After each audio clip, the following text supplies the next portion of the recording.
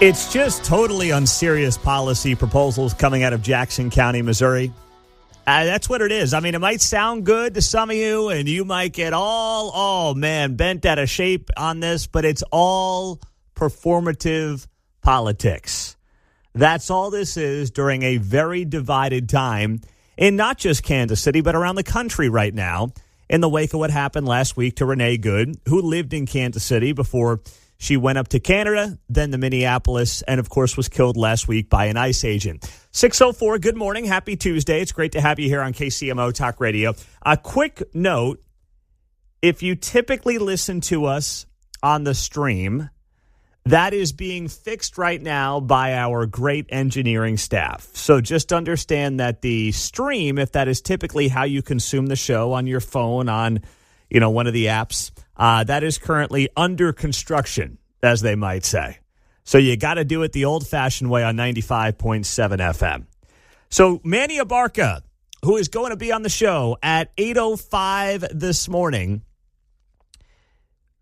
put out an ordinance yesterday, and he has an ordinance that would ban ICE and law enforcement from wearing masks in Jackson County. KCTV5 reported on this, and here's part of what it sounded like. When ICE comes into our community, when any authority comes into our community and says, I'm going to cover my face, I don't have to tell you who I am. I don't have to tell you what my badge number is. There is no accountability. It hurts community policing. Abarca named the ordinance after Renee Good. Besides a few exceptions, agencies could face internal punishments, civil lawsuits, and criminal misdemeanors by concealing who they are without pre-approval. Jackson County Sheriff Darrell Forte does not approve. In a statement, he called the ordinance government overreach, adding, quote, deputies will be allowed to use face coverings based on reasonableness. Exemptions as defined by local elected officials will not supersede a deputy's ability to use discretion in their performance of duties. Abarca believes this law would be constitutional under Amendment 10 and criticized Sheriff Forte for already dismissing it. If he chooses not to enforce this, shame on him. And that's why we have an election process. And maybe there needs to be a new sheriff in town. Maybe there needs to be a new sheriff in town. Says Manny Abarca, throwing some heat. Oh, please. Stop. Okay? Gavin Newsom tried this in California. You may recall back in September, California Governor Gavin Newsom signed a law banning ICE from wearing masks while making arrests. And no one took it seriously. California does not and cannot have jurisdiction over federal agents. He knew it was all performance politics. This is all performance politics for Manny Abarca. That's it. That's what this is. And, Manny Abarca's got every right, I guess, to play performance politics. To his credit, he's coming on the show here coming up in a couple of hours. So if you got a question for him, let me know at 913-408-7957. But this is not serious policy. It's not. And it won't be taken seriously by law enforcement. Darrell Forte, the sheriff, is saying, nice try. Not going to happen. And if Manny Abarca thinks that he can just get a super woke sheriff into Jackson County and get what he wants, well, once again, it's not going to supersede federal law. It's not going to happen. No way, no how. So this is just noise. That's all it is. It is catering to a base in one political party that wants to hear stuff like this and I guess gets motivated by things like this. But that's all it is. It's not serious public policy in Kansas City, and it's not going to go anywhere. It's just not. So you've got that happening locally. Now, what do you have happening on the national front on this deal? Well, you have Minnesota and the Twin Cities suing the administration as of last night. And they're suing over what they call unprecedented immigration operations. This from CNN. The state of Minnesota and the Twin Cities are suing the Trump administration, arguing the unprecedented federal immigration operation in the state is, quote, a federal invasion. And they were seeking a court order as of yesterday, halting the crackdown. The lawsuit was filed by Minnesota Attorney General Keith Ellison, who said yesterday, quote, this has to stop. It just has to stop. Well, why? What has to stop is the way this story gets framed. What has to stop is the way that you have vigilantes running all over the streets of Minneapolis impeding law enforcement. That's what has to stop. That's why people are getting killed and harmed and hurt. That is why this is happening. You have federal agents who have every right and, frankly, are obligated by law to do their job. They have been asked by the executive branch to do that job. And you may not like that job being done. I mean, you have a right to believe that that job of enforcing immigration law should not be done. You have every right to feel that way. But nothing about what is being done is illegal. But Keith Ellison saying yesterday here, or his office saying yesterday here, that the suit, which was filed shortly after Illinois and their city of Chicago also sued the administration, has alleged the Department of Homeland Security has terrorized residents in an organized bombardment. Well, how have they terrorized residents? What have they done that has terrorized law-abiding American citizens who happen to live in Minneapolis? What have they done? I mean, that is very much left open to interpretation. And I don't see how a lawsuit like this can really go anywhere right now. I just don't see it. You've got the federal government, which has launched this Operation Metro Surge, which is a crackdown specifically in the Twin Cities, which has targeted undocumented folks of all backgrounds. You have an additional 1,000 U.S. Customs and Border Protection agents who are expected to deploy to Minneapolis, according to law enforcement sources. The agency started deploying on Friday. That continued over the weekend. So you've got anywhere from 2,000 to 3,000 federal agents in the area, according to CNN. Now, once again, it's not really up to you or me or anybody else as to whether or not that's enough or appropriate. It would seem to me it's the number that the feds believe they have to successfully do what they need to do, and then they want to move on. They don't want to be involved after that. They've got other fish to fry. So that's where this entire conversation needs to be going. I don't think Trump wants these guys and gals in Minneapolis for weeks on end. That wouldn't be good for anybody. The sooner they can get the job done and move out of there, the better off everybody is. And that's why I think they've taken this flood the zone approach. They basically have realized the quicker we get this done, the sooner we're in and out of there, the better off we're going to be. And that's what they're dealing with right now, and that's what they're trying to get to the bottom of right now. And it makes a lot of sense for them to have that strategy. And this, whether it's Keith Ellison in Minnesota, whether it's Manny Abarca here in Jackson County proposing an ordinance yesterday to prevent ICE agents from, covering their faces. They do that. Why? Because there has been a 1,000% increase in attacks on ICE agents this year. 1,000% increase. And that doesn't even include the doxing that is going on for these law enforcement officers. And ask the KCPD guys and gals. I know many of them who cannot use their real names, whose spouses do not use their real names on Facebook and elsewhere because they have to protect themselves. It's a reality of the job in this current climate. And it sure would be nice if some of our locally elected leaders understood that risk. But when you're too busy playing performance politics, you don't have time to understand that risk. You just don't. Good morning. Happy Tuesday. It's going to be a beautiful day. We're going to hit 60 degrees today in Kansas City. Let's go. Woo! And then the north winds come in overnight, and we are back to winter tomorrow morning. But enjoy every second of this mid-January spring-like feel that we are going to have in Kansas City. If you listen on the stream, just know that is getting fixed right now by our great engineering staff who is on it, and I had to wake those guys up very early this morning. They like to occasionally sleep in, but this morning they had to hear from me at about 5 a.m. when I told them the stream was not working. So you got to listen old school at least to start the show at 95.7 FM. 913-408-7957 is how you join us on 95.7 FM. Let's go to Victor in Parkville. Hey, Victor. That's exactly what I was going to call about. Here I'm out in Manhattan trying to get my Monday morning fix, and there's nothing on the app, nothing on iHeart. I'm sitting here bumming out, and now you called on me. I can't even call into Tirade Tuesday. You burned my call, man. Well, you know what? Let's just do this.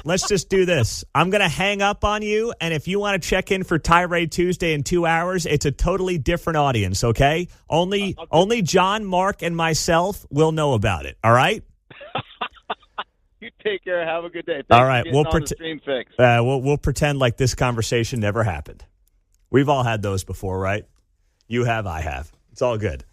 Stay safe out there in Manhattan, Victor. 95.7. I mean, I've gotten 95.7 almost all the way clear out to Manhattan. I was probably 15 miles east on I-70 of Manhattan, and I finally lost 95.7 FM. I mean, it is a blowtorch out there to Kansas State.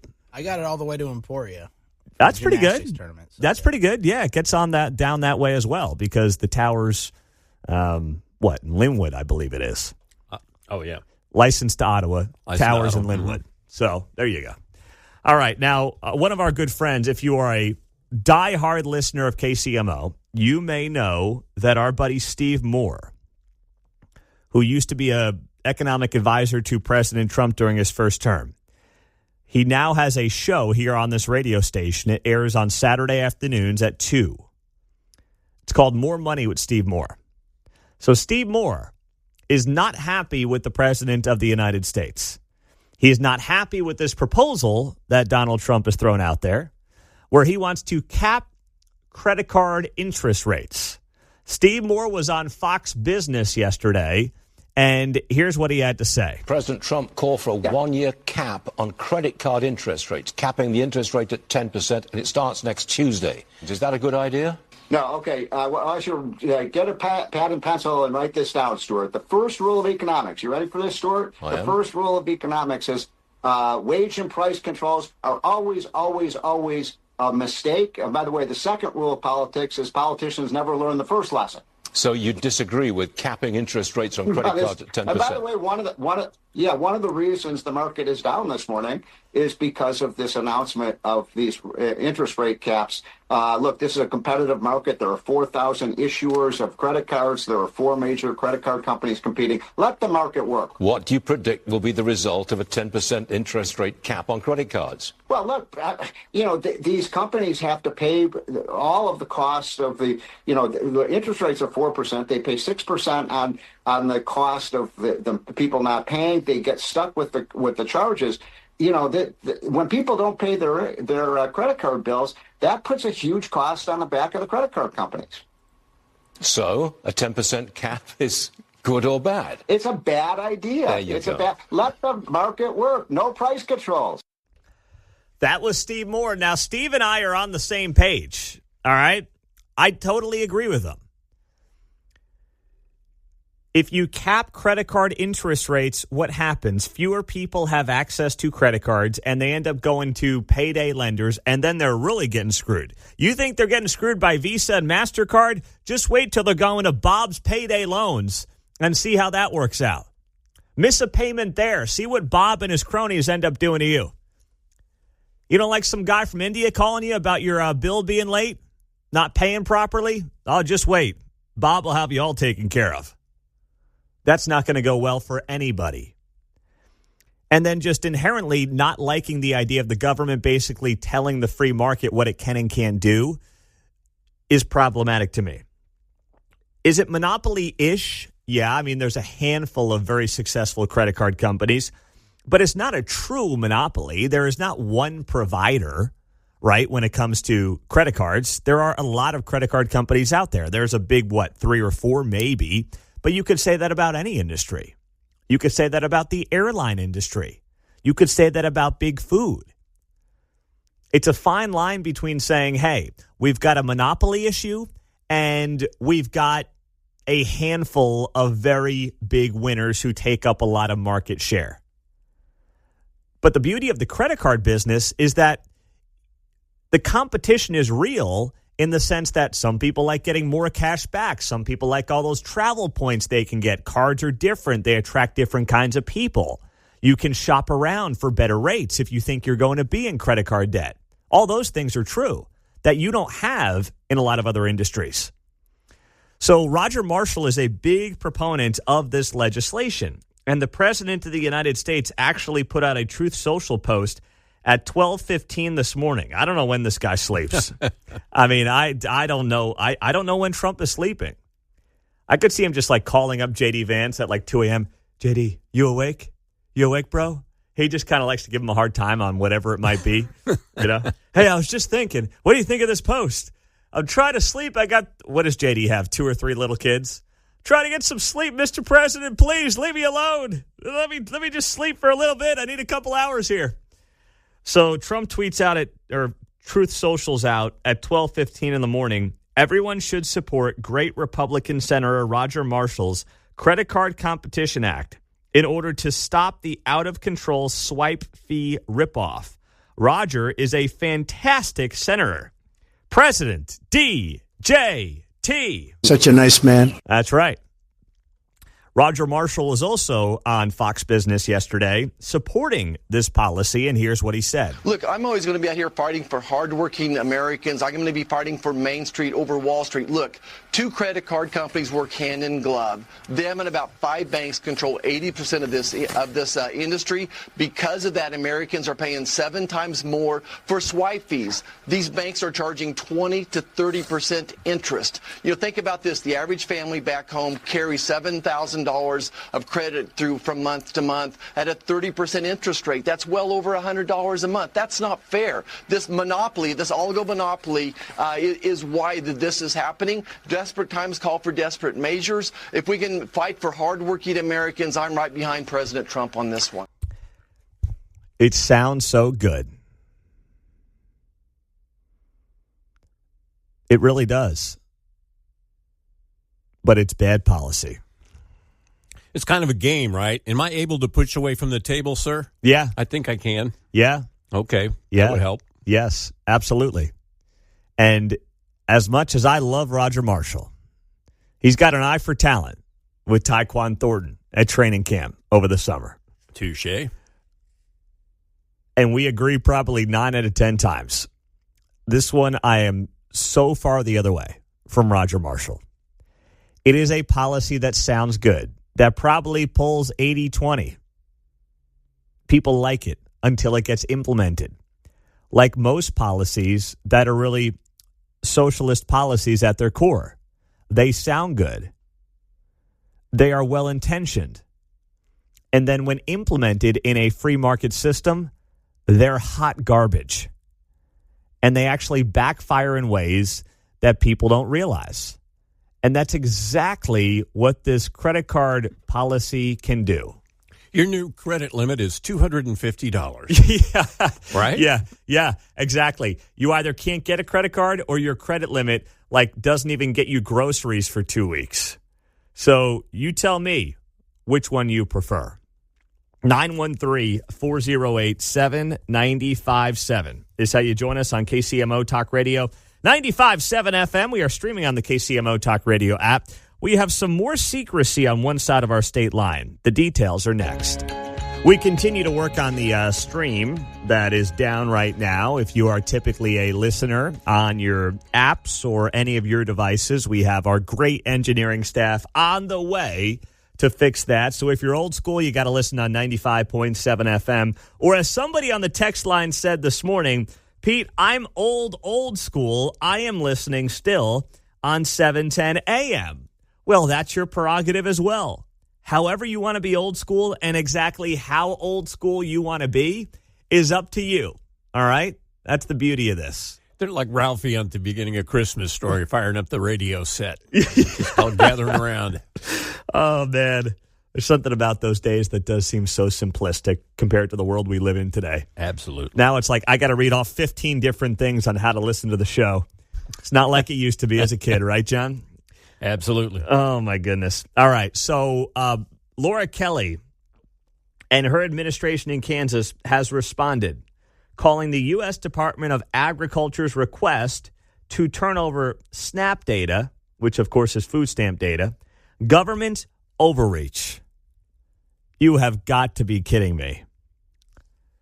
Kelly announced yesterday the Kansas Department for Children and Families has issued a response to the USDA's appeals board following its demand in 2025 that Kansas turn over SNAP data to the federal agency.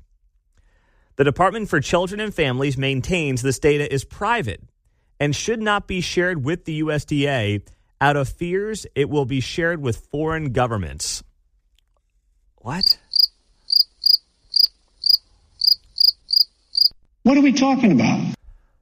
Can someone explain to me what the value would be in foreign governments having SNAP data?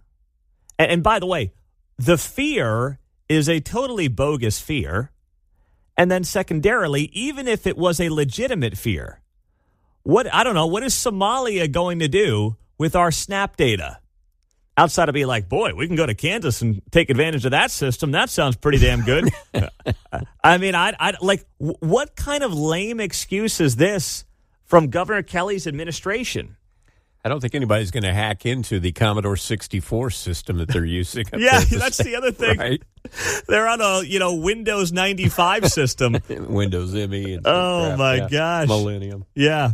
Oh, Windows ME, that was the most garbage Windows ever. That was the first program I had on the system I bought. I thought, wow, I can't do this. No, it wasn't the boomer. It was the program. It was Windows ME was terrible. Windows 2000 was much better.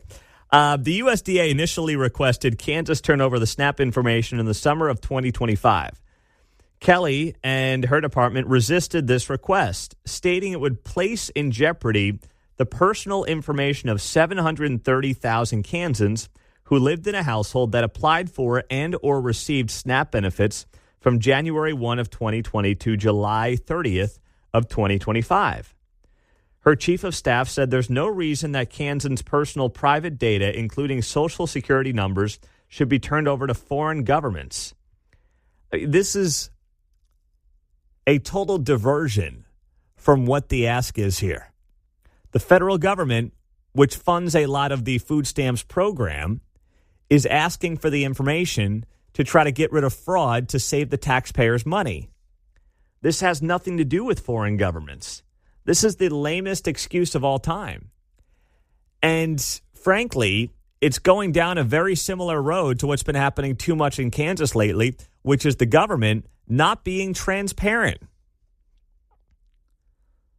It's like you fight this thing long enough, and finally people of common sense are going to say, what is the administration trying to hide? Now, I'm not saying they're trying to hide anything. They just might want to play hardball and not give the Trump administration what they want. But if you do it long enough, eventually people are going to say, okay, Laura Kelly, we understand your administration doesn't like Trump. We get it. Although you claim to be a middle-of-the-road governor in a state that Trump won by 15 points, so you probably should understand and realize that and play nice once in a while, especially on something as simple as this. But for some reason, she's not interested in doing it. And she's got these excuses of like, we don't want foreign governments to have the information of Kansans. Maybe they think Trump's like part of a foreign government, but I'm pretty sure he's the president of this government and of this country. And they're trying to figure out a way to cut down on food stamps and the food stamp fraud, really, and make sure that every dollar that is being spent by the feds and then as a result in the state are for people who need it and legitimate users of the food stamp program, which is a valuable program. We help people in this country. We ideally give hand-ups and not handouts, but I understand that many government programs end up getting abused, sadly. But this is very similar in a weird way to something that was said yesterday here on the show, and that was an interview that we had with Matt Fleener, Channel 9 KMBC. Does a great job as an investigative reporter. And he's all over the story that now the state of Kansas may not be able to provide any open records requests in relation to any conversations they had with the Kansas City Chiefs for another 3 years. We may be waiting until July of 2029 to get any kind of open records requests on what happened with the Kansas City Chiefs moving across the state line. So between Laura Kelly saying, I'm not giving you any food stamp information, President Trump, and then Republicans and Democrats aligning on sealing open records requests related to the Chiefs for 3 years, things stink to high heaven in Topeka. They really do. And, I'm glad that, speaking of 95.7 FM, I'm glad that this signal now reaches Topeka because all these chumps on the left and the right can hear us call them out in ways that they couldn't when we were only on 710 AM. But here was Matt Fleener talking about this yesterday and saying, not only am I getting blocked, but the amount of money that some of these counties and municipalities are charging for open records requests, I think it's a crime. We've tried to open records requests with a few of the other cities as well. We did get a charge. We've received a charge for those records of about $400 to look and see what may be contained in those emails. And, we're trying to figure out our next steps there. But Olathe seems to be interpreting it in a way that they should be able to give the records over. And so, that's our question is, how much do we want to pay for open records and that kind of thing. That's our discussion there, too. Is that $400 charge unusually high in your experience? Pete, I make a lot of open records requests, and it seems to be more and more that government bodies are charging for records requests. And this is always a bone to pick, I think, with a lot of people who are requesting records of the government, right? Like the law says, hey, you can charge for open records requests, but a lot of officials are, they are charging. And so it makes it difficult. It makes it difficult to get that information. Now, we can narrow our requests. We can look at certain ways to get that information, other ways to get that information. But I think that is a trend we've seen in government agencies is to start charging more for requests. So we've got local municipalities charging hundreds of dollars for open records requests if they're even willing to give them over. You have a state of Kansas which worked across the aisle to seal open records requests for 3 years as it relates to deals with the Kansas City Chiefs and or the Royals. And now you have a governor's office that is not playing ball with the federal officials who are like, hey, we're trying to root out fraud in the food stamps program. Could you share your information with us? And they continue to say no. It is a terrible look for Kansas on a week when they are getting set to start once again getting back to business with their legislative session starting this week as well. Yeah, 30,000-foot view on that records request. We'll call on the Missouri side. We were looking at the school districts and their curriculums, and then they were trying to charge reporters to get the information about how the curriculums were lined out. Oh, yeah. And a variety, like thousands of dollars. We were talking $400 there. I thought, that's a bargain. Yeah, Put that's that on right. the Amazon account. I forgot about that right? in Missouri. No, that's a 30,000-foot view where these record request issues are an issue, I guess I should say, yeah. You have a government at every level that is growing, local level, county level, state level, and federal level. And it is harder than ever to get information out of them and more expensive than ever to get information out of them. Something tells me our founding fathers are rolling around in their graves. Shouldn't cost anything. No, not a damn thing. They work for us. We do not work for them, despite what many of them apparently seem to think across the board. We got some breaking news here. U.S. consumer prices rose 2.7% annually in December, closing out the year. That saw slight progress on the inflation front. So the latest consumer price index that measures the average change in prices for some commonly purchased goods and services showed the annual pace of inflation was unchanged from November, according to the Bureau of Labor Statistics, and that data that was released this morning. This was about 20 minutes ago that these numbers came out. So what were economists expecting? They were expecting that monthly CPI would rise 0.3% and ease slightly to 2.6%. We got the 0.3% month over month, and the annual number came in a tick higher than expected. So, listen, is this the best news? No. the Fed target for inflation is 2%. We are still pushing 3%. What does it mean? It means that I think rate cuts are going to be paused at the January Fed meeting. That's what I see happening. I know that Trump's going to say we want to get, money to be cheaper. We want to reduce interest rates that'll help people get mortgages and buy homes and things like that, and easier access to money. But once again, easier access to money right now is going to skyrocket and spike inflation, maybe not back to where it was in 22, but certainly not where we want it to be. The problem right now is not lack of access to cash. I would argue there's too much cash in the system when you're sitting in $37 trillion in debt and running $1.5 trillion deficits on an annual basis. I mean, when you've got quarterbacks making $6 million in the transfer portal, to use a sports analogy here, I think you got a problem with too much cash in the system. Like that guy, Brendan Sorsby, he was apparently the top quarterback in the transfer portal class this year. He was from Cincinnati. He transfers to Texas Tech.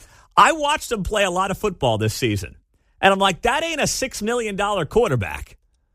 He's not. So that's just one example of there being way too much cash in the system right now. So I'm fine with the Fed pausing interest rates, and Trump's not going to like it. He's not. The real estate guy in him doesn't like it. He thinks that if people have easier access to cash, it'll spike the economy and kickstart the economy. It may kickstart bad consumer spending, which leads to bad consumer debt, but it's not a good thing. We've had bad economic policy now for 5-6 years, and I do think that this administration is going to try to get it right and wants to get it right, largely, but they've had some bad ideas here as of late, whether it's capping credit card interest rates, whether it's, wanting to reduce interest rates down to zero to try to pump cash back into the economy. You're not even where you want to be on inflation. You're at 2.7%. You're pushing 3%. You're almost 50% higher than what your target is. The move right now is not to reduce rates. The move right now is not to try to game the system by capping interest rate percentages. That's not where you really want to be. So it's still sticky out there. I mean, that's where it's still sticky on the inflation front. And that's what came out of this news that just dropped 15 minutes ago. Once again, December inflation comes in at 2.7%, right in line with the expectations. Month over month comes in at 0.3%. So basically where things were expected to be. But look at this. S&P 500 futures surging to a new record high. 6,994. We may end up seeing 7,000 in the S&P today when all is said and done. So there you go. We'll see how it plays out. 913-408-7957. Thanks to Manny Abarca, Jackson County Chairperson, being here on KCMO as we spent a lot of time on his ordinance that would require ICE agents to not cover their face and not cover their badge if they operate in Jackson County. He seems to think that he could get it passed. He also seems to be of the belief that it is on the up and up and legal. We'll see how it plays out. Jesse's in Kansas City. Hello, Jesse. Hey, good morning. How are you? I'm doing well. What's going on? Well, as a police wife, we put, I think, a lot on the line just to perform this public service. I think that what they're asking is dangerous. And I'm okay with badge numbers being displayed, but with the face coverings and the name coverings, I know just through the 2020 riots, we went through hell. And it is absolutely, it's a mob mentality that I think that the politicians are catering to. And I think that everyone, including politicians and the public, need to be educated on what is legal and what is not legal, because ICE agents can arrest citizens under certain circumstances. And I think that a lot of the confusion, a lot of the anger is coming from just poor education.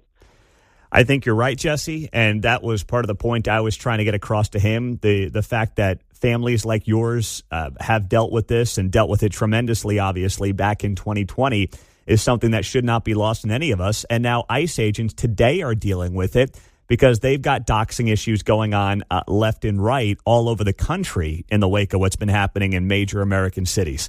So I don't think that they inherently want to be out there covering faces unless you truly believe they're the Gestapo, which is, I think, a ludicrous allegation. But it's sad we've gotten to this point that we can't all just support law enforcement, because if people were not doxing them and harassing them and also attacking them in some cases, this reaction may not be necessary at all, Jesse. I absolutely agree. And I just wonder, with these politicians that are pushing these ordinances, which I think are all going to end up getting smacked down because there's no way that's legal. But if a law enforcement family ends up getting killed, their homes burned down or whatever, are these politicians willing to have that family's blood on their hands? Of course not. No. I mean, no, because to what you said earlier, too many of them are catering to the base mob. That's what they're doing. Agreed. Thank you so much for what you do. I do appreciate you. Thank you. I appreciate the call there, Jesse. Thanks so much. 913-408-7957. Rick is in Lafayette County. What's up, Rick? Good morning. I would like to know what these people that keep throwing the word accountability, and that being their reason to unmask the ICE agents, they're not acting with impunity. I don't understand. It just boggles my mind how they twist and turn the English language. Well, they've been pretty good and pretty effective at that, unfortunately. Listen, I really think there, Rick, that many who have taken the situation in Minneapolis and tried to turn Renee Good into a martyr and have also used this as some type of rallying cry against ICE, I think that they have massively overplayed their hand. Now, they've doubled down on energizing their base. That's true. But they didn't need to do that anymore. I mean, their base is super fired up. I don't believe that they're getting the folks in the middle to center left to really, jump on board with their cause here. Manny Abarca, he said last segment here on the show that ICE agents should not be standing in front of cars. And listen, there's a lot of stuff. Some of you are texting in about this. Oh, he said this, he said that. He said a lot. Okay, I'm not going to, in that spot, in that interview, pick apart every little crazy thing he said. You got to let him do his thing. You got to push back and then let the audience decide on what they hear. You know where I stand. You know where he stands. But I can't just nickel and dime every little word that gets said because I knew it was coming. Right? If I were a listener, I'd be going, shut up, Pete. I want to hear him. Literally. So, and I hope I did that for you, John, by and large. To your point, we let Manny come on and say his piece so that you can know. We already know what Pete thinks. Yeah, exactly. We all agree. So Bill O'Reilly said this last night on News Nation, and I wholeheartedly agree with his assessment here, which is that this is not working over the last 5-6 days in the way that I think the Mannies and many others in Kansas City and around the country think it's working. The problem with the Democrats is that the resistance is so over the top. It's so blatantly ideological to the left that most Americans, even though they feel very sorry for Renee Good, they reject these people. So I wrote a column on BillO'Reilly.com called Rebellion. This is not a protest in Minnesota or Oregon or California. This is a rebellion. Right, fighting with ICE is different than protesting. You can protest ICE all day long, okay? But if you're not going to obey federal law, as clearly Minnesota and Oregon are not, they're not going to obey the law. That is a rebellion, just as we saw in the South before the Civil War and during the Vietnam War. So those are the only two times that the American people, at least some of them, were in open rebellion against the federal government. Okay. That was Bill O'Reilly last night on News Nation. Kevin in Overland Park, last word. Got a minute, Kevin. Go ahead. Hey, Pete. I would like to see the politicians, and I'm not going to hold my breath to see this, but I'd like to see them put this much effort into justice for the Jocelyn Nungarys, the Laken Rileys, Rachel Warrens and others. They they were killed by illegals, but yet they don't push for legislation or anything like that to try to right that wrong and have justice for them. No, they don't. Thank you very much there, Kevin. They don't. And it's something that Tom Homan said last week in an interview on CBS News. He's the director of ICE. And he said, if these sanctuary cities let us into their jails, where then they could basically arrest people already taken in by the municipalities. And then if there are people who are here illegally who have also broken crimes once here, we can make this a very seamless process. These sanctuary cities will not allow ICE into their jails, which then drives them out onto the streets, which is where you have some of this chaos happening. If you put them in the jails and let them go into the jails and take bad people already in the system out, you have a much better setup for everybody, a safer setup for everyone, but they won't allow it. Ask yourself why. Kansas lawmakers have proposed constitutional amendment to cap property tax assessments. We talked about this last hour earlier in the show with Dave Traubert with the Kansas Policy Institute. He's going to be all over this as the legislative session gets underway in Topeka coming up, or it's underway this week. So Kansas lawmakers want to put a cap on how much your home's assessed value can jump each year. The proposal has the support of several GOP state senators. Under their plan, your home's assessed value could not rise more than 3% a year unless you build an addition, make major upgrades, change the zoning, or fix an assessment error. The cap stays with the house even if you sell it. So this is a nice idea. I don't believe this idea changes the problem in Johnson County. What's been going on in Johnson County is obviously the assessments have continued to increase because the value of the homes. Now, the value of homes around the country have obviously skyrocketed in recent years, right? In major metropolitan areas, especially in highly sought after suburban communities, you have seen demand obviously exceed supply. That's driven up the cost of housing. I mean, you look at people around Johnson County in particular, and most of them will probably say, yeah, my house is up 30% in value, give or take, over the last 5 years.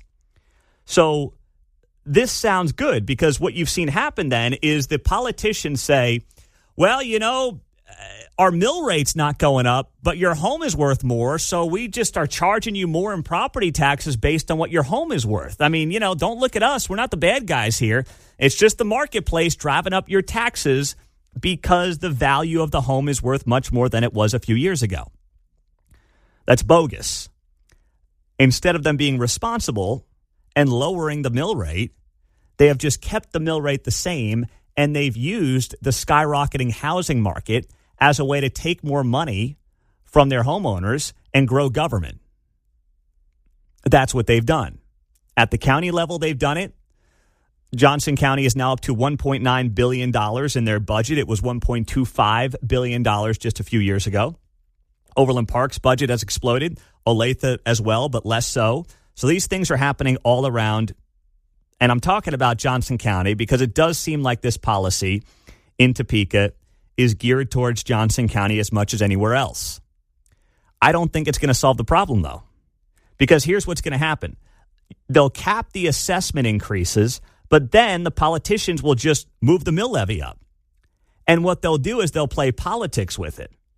They'll say, well, we had to raise the mill levy because these big bad state politicians are now capping your assessment, and here's always how it goes. And this is every trick in the book local government uses. What do they say? They come out and they will say, well, you like your basic services, don't you? You like your trash pickup, don't you? You want your potholes filled, don't you? Oh, there goes milk for the school lunches. They take the most basic services and they threaten a downgrade in quality unless you give them what they want. And if you think the people in charge in most of these municipalities in Johnson County are going to say, oh, shucks, I guess we got to be more responsible now. No, they're not. They're not. Or at least I'll put it this way. There's no evidence to suggest that they will. None whatsoever. So now you look at this thing from afar, and by the way, they tried to do something on property taxes last year in Topeka, couldn't get it done. Now, in the wake of the Chiefs deal, they really look bad because the Chiefs are getting this sweetheart deal in Wyandotte County where they won't have to own the property, pay any property taxes on it. They'll rent the property for like $7 million, and then they'll get to take their own rent money and dump it into upgrades for the stadium. Where can I sign me up for that deal? Sign me up for the deal where I can have all the benefits of owning property without technically owning it, pay rent, and then use that rent to upgrade the facility that I kind of own but don't really own, so that way I don't have to pay property taxes on the property.